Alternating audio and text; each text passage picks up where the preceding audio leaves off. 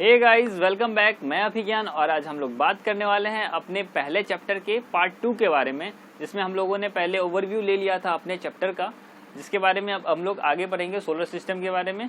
तो दोस्तों चलिए शुरू करते हैं। तो हम लोगों ने पढ़ लिया था कि सोलर सिस्टम में कौन कौन से पार्ट्स आते हैं, सेलेस्टियल बॉडीज, जिसके बारे में हम लोगों ने थोड़ा थोड़ा पढ़ा था। और आज हम लोग उसे डिटेल में पढ़ने वाले हैं, उसके क्वालिटीज़ को और उसके प्रॉपर्टीज़ को। तो सबसे पहला हम आपको जो ये व्यू दिख रहा है, इस व्यू में हम लोगों ने सोलर सिस्टम को लेके रखा है। तो चलिए एक एक करके इसको जानते हैं। ये हमारा सन हो गया। बाकी जो कुछ भी ये आपको दिख रहा है, ये सारे के सारे प्लैनेट्स हैं। इन प्लैनेट्स को हम लोगों ने दो भागों में बांट दिया है। इन प्लैनेट्स को हम लोगों ने दो भागों में बांट दिया है। कौन कौन से दो भागों में बांट दिया दोस्तों? तो सबसे पहले जो इनर प्लैनेट्स हैं और दूसरा आउटर प्लैनेट्स हैं, इनर और आउटर। अब इसे हम लोग इनर के साथ साथ इसे रॉकी प्लैनेट भी कहते हैं।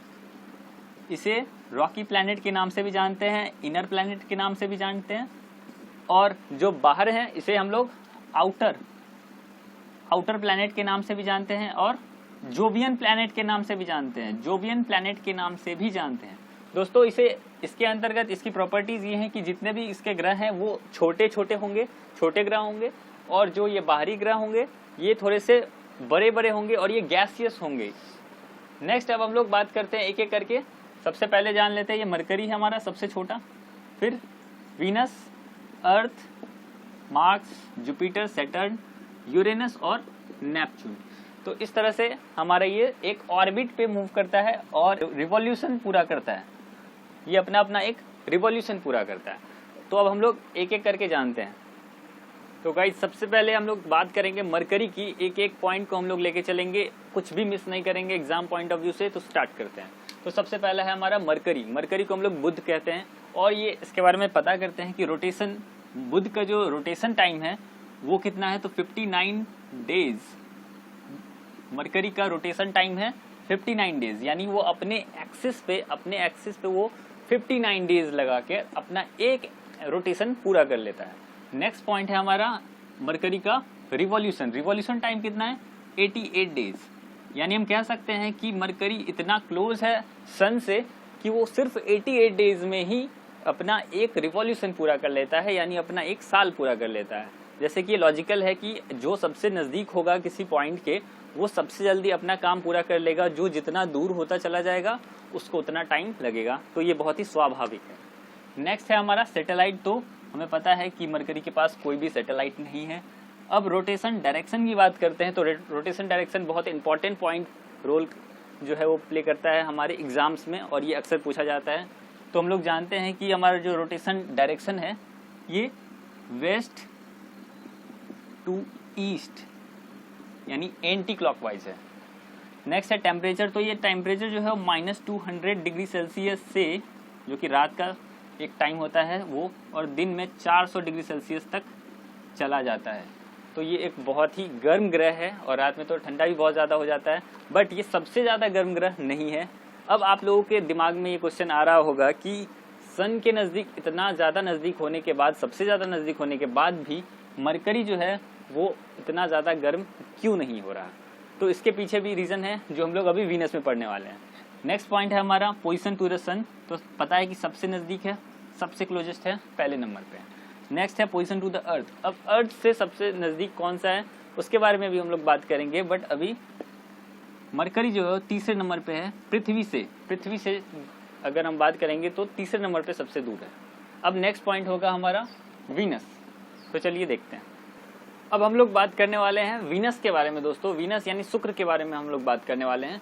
तो वीनस जो है उसके रोटेशन टाइम को पूरा करने में 243 डेज का समय लगता है। यानी कि हम लोग ये कह सकते हैं कि ऐसा कौन सा प्लेनेट है जिसको अपना रोटेशन पूरा करने में सबसे ज़्यादा टाइम लगता है, मैक्सिमम टाइम लगता है, तो वो वीनस ही है। और इसका रोटेशन टाइम पूरा करने में, यानी इसके एक साल को पूरा करने के लिए, एक ऑर्बिट को पूरा करने के लिए 255 डेज का टाइम लगता है। नेक्स्ट पॉइंट है सैटेलाइट। तो इसके भी 0 सैटेलाइट्स हैं। रोटेशन डायरेक्शन, तो ये थोड़ा सा यूनिक है क्योंकि हमें पता होना चाहिए कि वीनस और यूरेनस ऐसे दो प्लैनेट हैं जो अपना रोटेशन जो है, जो उसकी मूवमेंट है वो ईस्ट टू वेस्ट है। यानी हम लोग कह सकते हैं ईस्ट टू वेस्ट का डायरेक्शन है, यानी हम लोग ये कह सकते हैं कि एंटी क्लॉकवाइज नहीं, क्लॉकवाइज है, ये क्लॉकवाइज चलेगा। नेक्स्ट है टेम्परेचर, तो सबसे ज़्यादा टेम्परेचर यही देखा गया है 450 डिग्री सेल्सियस, और मैक्सिमम टेम्परेचर रिकॉर्ड किया गया है तो वीनस पे किया गया है। दैट्स वाई इसी को हम लोग कह सकते हैं कि it is the hottest planet on the solar system, hottest है। तो अब यहाँ पे हमारे दिमाग में आना चाहिए कि सन से तो ये दूसरे नंबर पे आ रहा है, पर ये सबसे ज़्यादा गर्म क्यों हो रहा है? तो रीज़न ये है कि यहाँ पे कार्बन डाइऑक्साइड की मात्रा 95% के आसपास है, जो कि इसके प्रेशर को इतना ज़्यादा हाई कर देती है, यहाँ पे इतना प्रेशर कुकर वाली कंडीशन बन जाती है। एक और पॉइंट जान लेते हैं कि 92% मोर एटमॉस्फेरिक प्रेशर, अर्थ से 92% ज़्यादा एटमॉस्फेरिक प्रेशर कहाँ रिकॉर्ड होता है? तो वीनस पे होता है। ये सब कारक, ये सब फैक्टर्स मिलके इसे सबसे ज़्यादा गर्म और सबसे ज़्यादा हॉट प्लैनेट बना देते हैं। दैट्स वाई ये मरकरी से भी ज़्यादा गर्म ग्रह है। नेक्स्ट पॉइंट हमारा पोजीशन टू द सन, तो दूसरे नंबर पे आता है। हम लोग जो सबसे पहले जब हम लोगों ने पढ़ा था ओवरव्यू में, तो हम लोगों ने पता था मरकरी के बाद वीनस आ रहा है, तो ये सेकेंड नंबर पे है। Next point is position to the earth, तो ये क्लोजेस्ट है, यानी सबसे नज़दीक है, सबसे क्लोज है अर्थ के। कौन? तो वीनस। अब नेक्स्ट पॉइंट हम लोग पढ़ने वाले हैं अर्थ के बारे में। अब हम लोग बात करने वाले हैं अर्थ के बारे में, यानी हमारी पृथ्वी के बारे में हम लोग बात करने वाले हैं, because it is a unique planet. Earth को हम लोग यूनिक प्लैनेट भी कहते हैं, अर्थ को हम लोग ब्लू प्लैनेट भी कहते हैं। ब्लू प्लैनेट क्यों कहते हैं? क्योंकि वाटर की अवेलेबिलिटी यहाँ पे बहुत ज़्यादा है, सबसे ज़्यादा कह सकते हैं कि सबसे ज़्यादा वाटर मिलता है हमारे यहाँ, जिसके कारण इसे ब्लू प्लैनेट भी कहते हैं। यहाँ लाइफ है, इसलिए इसे यूनिक प्लैनेट भी कहते हैं।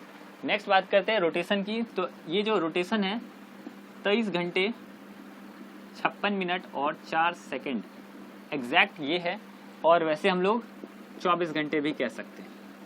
नेक्स्ट अब रिवॉल्यूशन की बात करते हैं, तो 365 दिन, डेज एंड 6 आवर्स, ये भी 6 आवर्स 5 आवर समथिंग मिनट्स में जा सकता है अगर एग्जैक्ट की बात करें तो, नहीं तो अप्रॉक्स में हम लोग इतना ले सकते हैं। नेक्स्ट हमारा सैटेलाइट, तो हमारे पास है इकलौता सैटेलाइट जिसे हम लोग कहते हैं मून, इकलौता नेचुरल सैटेलाइट। गौर करना दोस्तों, इकलौता नेचुरल सैटेलाइट, क्योंकि सैटेलाइट 2 टाइप के होते हैं, नेचुरल और आर्टिफिशियल। नेक्स्ट रोटेशन डायरेक्शन की बात करें तो वही वेस्ट टू ईस्ट की बात होगी, क्योंकि हमें पता है कि 2 ही ऐसे प्लैनेट हैं जो ईस्ट टू वेस्ट करते हैं, क्लॉकवाइज करते हैं। कौन कौन से? Venus and Uranus. Next position to the sun, ये 3rd नंबर है, position to the sun is 3rd position. Next बात करेंगे कि एक और पॉइंट ये है कि 5वां सबसे बड़ा, यानी 5th लार्जेस्ट प्लैनेट कौन सा है हमारा? तो हमारा जो अर्थ है ये 5th लार्जेस्ट प्लैनेट है हमारे सोलर सिस्टम में। अब हम लोग नेक्स्ट बात करने वाले हैं मार्स के बारे में, तो चलिए जानते हैं। हम लोग दोस्तों बात करने वाले हैं मार्स यानी मंगल ग्रह के बारे में। तो दोस्तों मंगल ग्रह को हम लोग रेड प्लैनेट भी कहते हैं, रेड प्लैनेट कहते हैं। रेड प्लैनेट इसलिए कहते हैं, लाल ग्रह इसलिए कहते हैं क्योंकि यहाँ पाया जाता है बहुत ही ज़्यादा अमाउंट में, बहुत ही मैक्सिमम अमाउंट में आयरन ऑक्साइड, जो इसके प्लैनेट को बहुत ही ज़्यादा रेड व्यू दिलाता है। आयरन ऑक्साइड, जिसके कारण ये जो ग्रह है ये बहुत ज़्यादा रेड दिखता है। अब हम लोग बात करते हैं इसके रोटेशन के टाइम की, यानी अपने एक्सिस पे 1 डे यानी एक दिन में अपना एक रोटेशन पूरा कर लेता है। यानी अगर एक क्वेश्चन पूछा जाए आपसे कि वो ऐसा कौन सा ग्रह है जिसका रोटेशन टाइम अर्थ के टाइम से मिलता है, तो हमारा मंगल ग्रह यानी मार्स है। नेक्स्ट बात करेंगे इसके रिवॉल्यूशन टाइम के बारे में, तो 687 डेज लगा देता है ये अपना एक रिवॉल्यूशन पूरा करने में, यानी अर्थ सन के चारों ओर घूमने में। रीजन ये है कि धीरे धीरे अब ऑर्बिट की साइज जो है वो बड़ी होती चली जा रही है। दैट्स वाई अब जो भी ग्रह आएंगे वो और भी ज़्यादा टाइम लेंगे, और भी ज़्यादा समय लेंगे। नेक्स्ट बात करेंगे सैटेलाइट की, तो हमारे मार्स के पास 2 सैटेलाइट्स हैं, 2 नेचुरल सैटेलाइट्स हैं जो डेमोस एंड फोबोस के नाम से जाना जाता है, जिसमें डेमोस जो है वो स्मॉलेस्ट है। नेक्स्ट हम लोग बात करने वाले हैं रोटेशन डायरेक्शन के बारे में, तो हमें पता है ये वेस्ट टू ईस्ट है। अब हम लोग बात करेंगे पोजीशन, तो 4th नंबर पे आएगा सन से दूरी के अकॉर्डिंग।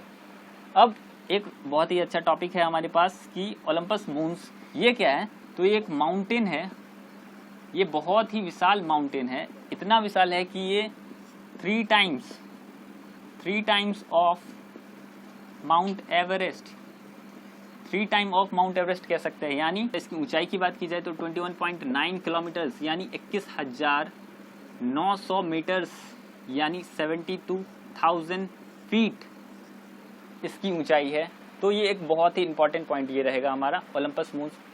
नेक्स्ट अब हम लोग बात करने वाले हैं मार्स के बाद जुपिटर के बारे में। लेकिन दोस्तों अब बता दें कि एक पॉइंट आता है मार्स और जुपिटर, जो कि डिवाइड कर देता है 2 पार्ट में हमारे सोलर सिस्टम को, एक आउटर प्लैनेट, एक आउटर और एक इनर प्लैनेट। इनके बीच में जो एक पट्टी सी बन के आती है, इसी पट्टी के बीच में हम लोग पढ़ने वाले हैं एस्ट्रॉइड्स के बारे में, क्षुद्र ग्रह के बारे में, और फिर हम लोग आगे बढ़ेंगे। तो अभी तो हम लोग जुपिटर के बारे में जानेंगे, तो चलिए देखते हैं।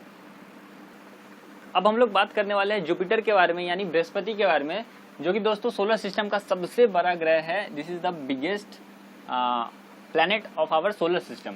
बात करेंगे अब इसके रोटेशन टाइम के बारे में। तो ये इसका रोटेशन एक अच्छा क्वेश्चन भी बनता है कि ऐसा कौन सा ग्रह है जिसका रोटेशन सबसे फास्ट है पूरे के पूरे सोलर सिस्टम में।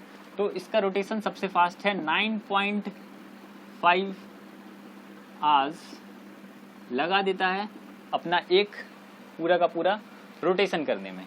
नेक्स्ट रिवॉल्यूशन की बात करेंगे तो रिवॉल्यूशन 11.9 वर्ष यानी 11.9 ईयर्स का टाइम लगा लेता है ये पूरा का पूरा एक ऑर्बिट पूरा करने में, सन का एक पूरा का पूरा चक्कर लगाने में। नेक्स्ट है सैटेलाइट की बात करेंगे तो सैटेलाइट सबसे ज्यादा मैक्सिमम सैटेलाइट किसके पास है, तो हमारे जुपिटर के पास है। एक्चुअली हुआ ये था कि कुछ टाइम पहले सैटर्न के पास सबसे ज्यादा सैटेलाइट्स हुआ करती थी, लेकिन अचानक से जुपिटर के पास 20 नए सैटेलाइट्स मिल गए, जिसके कारण से ये सैटेलाइट्स में जुपिटर आगे निकल गया है। आपको किसी बुक में ये भी देखने को मिलेगा कि सैटर्न के पास सबसे ज़्यादा सैटेलाइट्स हैं, बट अपने आप को अपडेट करें और जुपिटर के पास मैक्सिमम सैटेलाइट्स हैं। नेक्स्ट और एक इम्पॉर्टेंट बात ये कि इसके पास एक सबसे बड़ा सैटेलाइट है जिसका नाम है गैनीमेड। जी हाँ दोस्तों, ये सिर्फ जुपिटर का ही नहीं पूरे के पूरे सोलर सिस्टम का सबसे बड़ा सैटेलाइट है गैनीमेड। अब बात करते हैं इसके रोटेशन डायरेक्शन के बारे में। तो west to east we all know that. Next position to the sun 5वां स्थान है। फिर बात करेंगे इसे मिनी सोलर सिस्टम भी कहा जाता है। रीजन क्या है दोस्तों, इसे मिनी सोलर सिस्टम कहा जाता है? रीजन ये है कि ये एक तो बहुत ही विशाल ग्रह है, गैसियस ग्रह है, क्योंकि हम लोगों ने पढ़ा था कि अब ये जोवियन प्लैनेट्स में हम लोग इंटर कर चुके हैं, गैसियस प्लैनेट भी कहते हैं। तो ये बहुत ही विशाल ग्रह है। और दूसरी बात ये है कि इसके पास पाया जाता है रेडियो एक्टिव एलिमेंट्स। जी हाँ दोस्तों, इसके पास पाया जाता है रेडियो एक्टिव एलिमेंट्स, जिसके कारण ये लाइट इमिट भी करता है थोड़ा बहुत। दैट्स वाई इसे मिनी सोलर सिस्टम भी कहा जाता है। अब हम लोग बात कर लेते हैं सैटर्न के बारे में।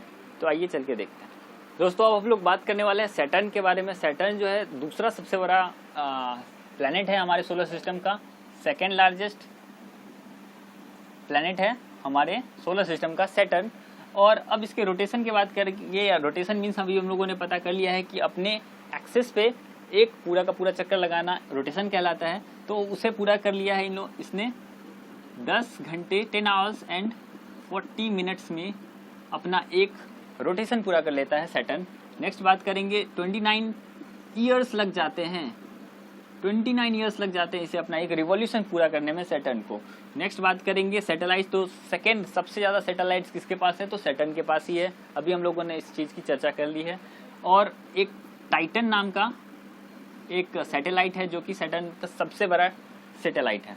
नेक्स्ट रोटेशन डायरेक्शन की बात करेंगे तो ये वेस्ट टू ईस्ट ही रहेगा और पोजीशन 6th पोजीशन है। एक इम्पॉर्टेंट बात सैटर्न की है कि ये रिंग बनाता है, सैटर्न रिंग बनाता है अपने, इसकी आकृति जो है उसमें हम लोग इसे रिंग के स्ट्रक्चर में भी देखते हैं।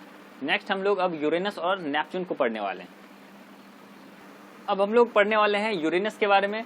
यूरेनस की खासियत यह है कि यूरेनस को कहा जाता है ग्रीन प्लैनेट।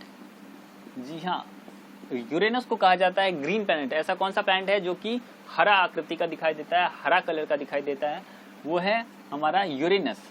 रीजन क्या है दोस्तों इसके पीछे, क्योंकि मिथेन गैस की अधिकता, यहाँ मिथेन गैस बहुत ज्यादा अमाउंट में पाया जाता है। दैट्स वाई ये हमारा जो यूरेनस है वो ग्रीन प्लैनेट की जो उपाधि है उसे धारण करता है। नेक्स्ट अब रोटेशन की बात करते हैं। रोटेशन 84 ईयर्स, जी हाँ दोस्तों 84 साल का समय लग जाता है अपना एक रिवॉल्यूशन पूरा करने में। सैटेलाइट्स की बात करें तो सैटेलाइट्स 14। रोटेशन डायरेक्शन ये ईस्ट टू वेस्ट, यानी एक यूरेनस और दूसरा वीनस, इन दोनों की ईस्ट टू ईस्ट यानी क्लॉकवाइज चलते हैं। Next position to the earth is 7th position, और 8वां जो है हमारा नेपच्यून का है, जिसके बारे में अब हम लोग लास्ट में पढ़ने वाले हैं। अब हम लोग बात करने वाले हैं नेपच्यून यानी वरुण के बारे में, जो कि लास्ट और सबसे दूर का ग्रह माना जाता है हमारे सोलर सिस्टम में। तो नेपच्यून के बारे में जान लेते हैं कि ये नेपच्यून 16 घंटे का समय लेता है, 16 आवर्स का टाइम लेता है, और रिवॉल्यूशन में 164 ईयर्स का टाइम ले लेता है अपना एक रिवॉल्यूशन पूरा करने में। सैटेलाइट्स की बात करें तो 14 सैटेलाइट्स हैं, नेचुरल सैटेलाइट्स हैं हमारे नेपच्यून के पास, और यूरेनस के पास 27 सैटेलाइट्स हैं, उसे करेक्ट कर लेना अभी। नेक्स्ट बात करेंगे अभी रोटेशन डायरेक्शन की बात करेंगे तो वेस्ट टू ईस्ट रहेगा, और लास्ट 8 पोजीशन रहेगा। दोस्तों अभी 9वां स्थान जो था वो प्लूटो का था। कब था? तो 2006 से पहले 9th प्लैनेट जो था वो प्लूटो था, बट उसे हटा दिया गया। एक संस्था है IAU, इंटरनेशनल एस्ट्रोनॉमिकल यूनियन, जिसने प्लूटो को हटा दिया इसके कैटेगरी से। अब दोस्तों हम लोगों ने पूरे के पूरे सोलर सिस्टम के प्लैनेट्स को कर लिया है। अब जो कुछ भी थोड़े बहुत पार्ट्स बचे हुए हैं उसे हम लोग बहुत सारे क्वेश्चंस के साथ, बहुत सारे अप्लाइड क्वेश्चंस के साथ करने वाले हैं, और उसे PPT शॉर्ट फॉर्म में करने वाले हैं, जिससे कि एक भी क्वेश्चन हम लोग मिस नहीं करेंगे और एक्स्ट्रा से एक्स्ट्रा जानने की कोशिश करेंगे। किसी भी तरीके से इस टॉपिक को या फिर किसी भी टॉपिक को हम लोग मिस नहीं करेंगे। तो अब तक के लिए जो कुछ भी मैंने पढ़ाया है, जो कुछ भी मैंने अभी बताया है, उसे अगर अच्छा लगे तो उसे लाइक करें, शेयर करें, सब्सक्राइब करें, और कोई भी सजेशन, कोई भी इसमें कोई फॉल्ट वगैरह हो तो ज़रूर फीडबैक में बताएं, मैं उसे सही करने की कोशिश करूँगा। धन्यवाद।